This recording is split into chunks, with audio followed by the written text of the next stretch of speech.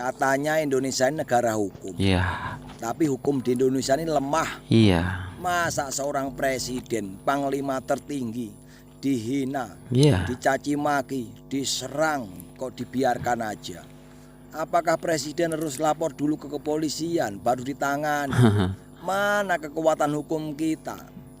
Orang yang suka bikin gaduh, orang yang suka bikin onar, orang yang suka melawan pemerintahan kok dibiarkan aja? Iya ya. Seharusnya cepat ditangani orang-orang seperti itu. Kalau dibiarkan aja, tidak lama lagi Indonesia ini akan ada perang saudara. Pegang omongan saya. Benar, benar. Apakah kita sebagai akar rumput ini harus turun ke jalan untuk menyelamatkan pemimpin kita, harus menyelamatkan negara kita? Mana hukum kita? Katanya Indonesia ini negara hukum. Iya. Hukumnya terlalu kuat. Kuatnya itu di mana? Wong seorang presiden dihina, dicaci maki, dibiarkan aja kok.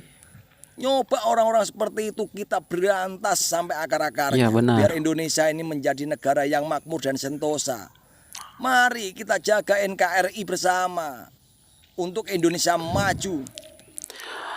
Oke, baik. Hai, assalamualaikum warahmatullahi wabarakatuh guys. Ya memang benar juga ya apa yang dikatakan abang kita ini. Kalau kita lihat di media sosial ini banyak sekali yang menghina presiden, banyak sekali yang ya pokoknya ya kalian tahu lah kan. Apalagi sekarang ini lagi demo-demo ya, banyak sekali yang menghina presiden, mencaci presiden, katanya mengkritik, tetapi itu lebih kepada hinaan juga ya kan.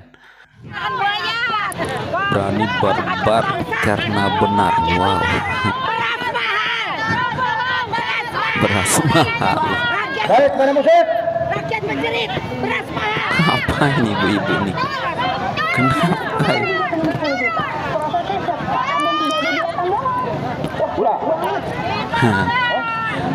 Mak-mak semua ya. Kasihan juga sebenarnya mak dengan mak-mak ini yang sakit-sakit hati ini ya. Kapan sembuh ya? Ngapain mereka ya? Ini aku rasa pendukung paslon 01 yang masih sakit hati karena kalah ya kan.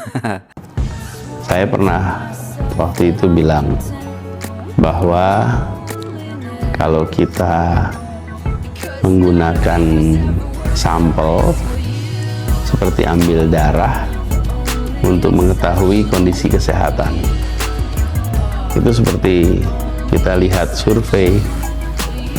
Saya pernah ditanya, percaya nggak survei? Saya bilang percaya dengan hasil survei, karena hasil quick count juga begitu. Hasil quick count itu adalah sampel. Ngomong apa lagi? Dan kalau kita percaya dengan metode ilmiah, ya kalau dapat sampel yang benar, ya hasilnya menggambarkan. Masa kita mau periksa darah, seluruh darahnya diambil? Kan cukup pakai suntikan diambil sedikit. Ini pasti mau main kata-kata. Bahkan kalau tes gula darah cukup 1 tetes. Tapi ada satu syaratnya. Sebelum periksa darah harus puasa. Oh. Puasa 8 jam sampai 12 jam, tergantung kebutuhannya. Kenapa harus puasa? Supaya badan tidak dipengaruhi, tidak diintervensi. Oh. Misalnya besok pagi saya mau periksa darah, terus malam ini saya minum teh manis, saya minum kopior manis, saya minum es teler manis. Ya besok pagi ketika diperiksa, maka angka gulanya tinggi. Atau besok pagi saya mau periksa darah, malam ini saya makan sate dengan lemak-lemaknya yang enak itu. Besok ketika periksa, ya angka kolesterolnya bisa tinggi. Jadi penting untuk sebuah pemilu, sebuah pilpres itu tidak diintervensi seperti kalau mau tes darah. Bayangkan kalau minum gula, hasilnya apa? Hasilnya gula darahnya tinggi. Padahal sesungguhnya bukan orang itu gula darahnya tinggi, tapi karena dia tidak puasa. Dia membiarkan badannya dipengaruhi malam itu dengan minum yang manis, ya otomatis hasilnya jadi gulanya tinggi. Pinter memang Nah, ya. pemilu juga sama. Ketika ada pemilu, ada pilpres, maka minggu tenang itu ya minggu tidak usah dikasih intervensi. Tapi kalau minggu tenang ada intervensi, ada bantuan-bantuan, ada ancaman, ada tekanan, ya hasilnya bisa berbeda dengan kondisi yang seharusnya atau yang sebenarnya. Jadi itu ya jawaban saya tentang soal sampel itu. Sampel itu akurat bila tidak ada intervensi sebelumnya. Tapi kalau ada intervensi ya terpengaruh. Seperti periksa darah tadi, kalau malamnya minum air gula yang banyak, ya besoknya pas lagi tes periksa gulanya tinggi. Padahal kalau ditanya sehari-hari tidak tinggi gulanya, gula di darahnya. Itulah ilustrasinya. Kalau menurut aku guys, satu kata buat Pak Anies, pinter memang. Pinter di atas rata-rata ya. Pinter ngeles. Ya, untuk menepis kata-kata Pak Anies ataupun menepis kata-kata beliau sendiri, jadi ya buatlah kata-kata dan berbelok-belok dia seolah-olah ya Pak Anies lah yang paling benar ya.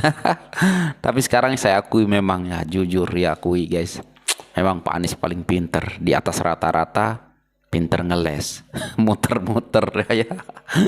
Mungkin Pak Anies pernah nonton videonya yang viral lagi ya, dan di situ netizen membuli ya, jadi keluar lagi lah, muncul lagi di media sosial dan mengklarifikasi, dan klarifikasi Pak Anies ya inilah ya kan, pinter benar ya, pinter ngeles.